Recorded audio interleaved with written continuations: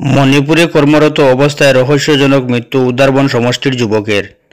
৫ December বহির্রাজ্য কর্মসূত্রে গিয়ে রহস্যজনকভাবে প্রাণ হারালেন উদারবন বিধানসভা সমষ্টির অন্তর্গত খাসপুর জিপির বাগেরকুনা তৃতীয় খণ্ডের বাসিন্দা মুসব্বির আলী লস্করের ছেলে সাইবুল হোসেন লস্কর, বয়স আনুমানিক ২৪ বছর।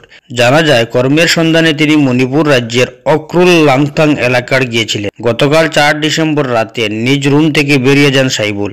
এরপর থেকেই সহকর্মীদের সঙ্গে তার যোগাযোগ বিচ্ছিন্ন হয়ে যায়। আজ ৫ ডিসেম্বর শুক্রবার সকাল আনুমানিক ৯টার দিকে কর্মস্থলের কাছাকাছি এলাকায় গাছ থেকে ঝুলন্ত অবস্থায় তার মৃতদেহ দেখতে পান স্থানীয় বাসিন্দারা। খবর পেয়ে সহকর্মীরা ঘটনাস্থলে ছুটে যান এবং তৎক্ষণাৎ মণিপুর পুলিশ ও মৃতের পরিবারকে জানানো হয়। পুলিশ ঘটনাস্থলে পৌঁছে মৃতদেহ উদ্ধার করে ময়নাতদন্তের জন্য নিয়ে যায়।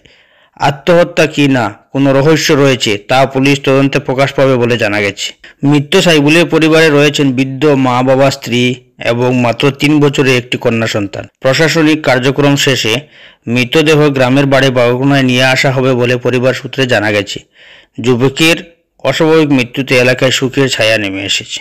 বিস্তারিত শুনুন ভিডিও। আমি বাগেরকুনার সেক্রেটারি, বিডিপির সেক্রেটারি। সকালে আজকে খবর আছে যে সাবুল হোসেন লস্কর কর্মসূত্রে আপনার এখানে গেছিল কাজের থ্রুতে আপনার জোর মধ্যে মণিপুর। তো যাওয়ার পরে সকালে খবর আছে যে মারা গেছে ইকানো আপনার।